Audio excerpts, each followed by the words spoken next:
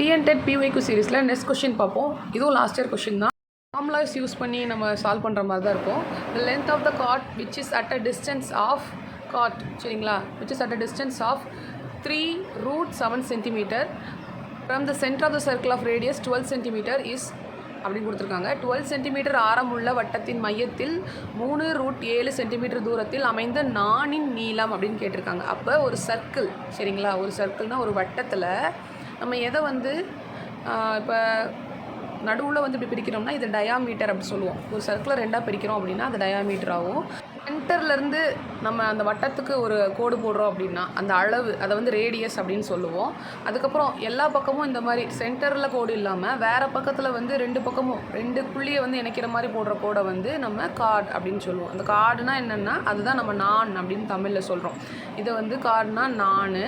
ரேடியஸ்னால் வந்து என்னென்னு சொல்லுவோம், ரேடியஸ்னால் வந்து ஆரம் அப்படின்னு சொல்கிறோம், சரிங்களா. இதை வந்து நம்ம ஜென்ரலாக ஞாபகம் வச்சுக்கணும் ஒரு சர்க்கிளில் முக்கியமான இதாக.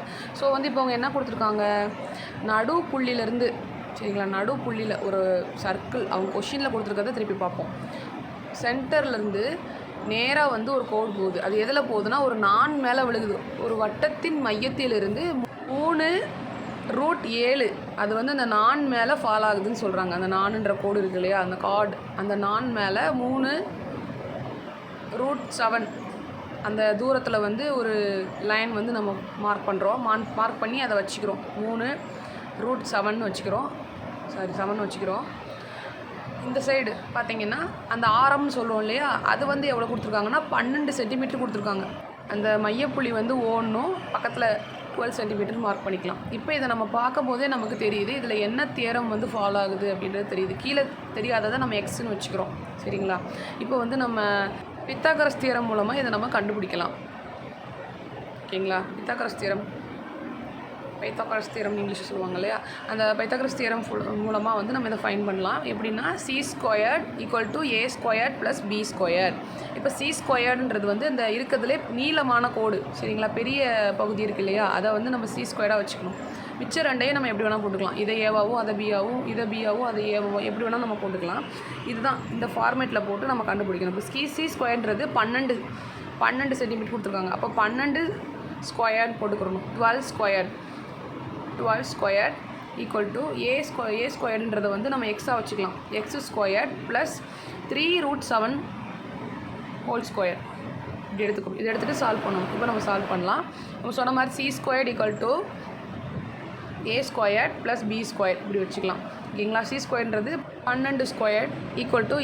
A² நம்ம அப்படியே வந்து என்னென்னு வச்சுக்கிறோம், X² வச்சுக்கிறோம். ப்ளஸ் B² 3√7 2 அப்படி வச்சுக்கிறோம். இப்போ 12 × 12, சரிங்களா. அதுக்கப்புறம் x × x அப்படி வச்சிட்டோம்னா திருப்பி 3 × 3 √7 × √7 இந்த மாதிரி தான் நம்ம வந்து சால்வ் பண்ணி கீழே எழுத போகிறோம், சரிங்களா.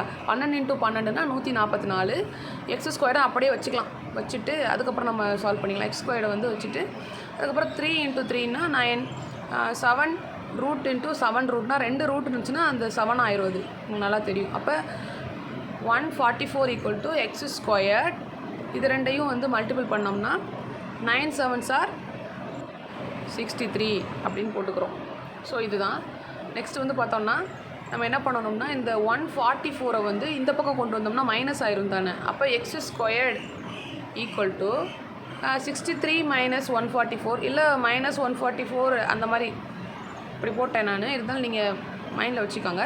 63 இருக்கு இல்லையா, அதுக்கு அந்த பக்கம் கொண்டு வந்தோம்னா மைனஸ் ஆயிரும், ஓகேங்களா. -144 இந்த மாதிரி ஆயிரும். சிம்பிள் மாறும்போது நம்ம வந்து என்ன பண்ணணும், மைனஸ் பண்ணணும். X² அப்படியே வச்சுட்டு இது ரெண்டையும் மைனஸ் பண்ணோன்னா நமக்கு ஆன்சர் வந்து 81 வரும். அப்போ ஸ்கொயர்டை எடுத்தோன்னா 9 ஆயிரும். இப்போ ஆப்ஷன் C தான் ஆன்சர். X = -9.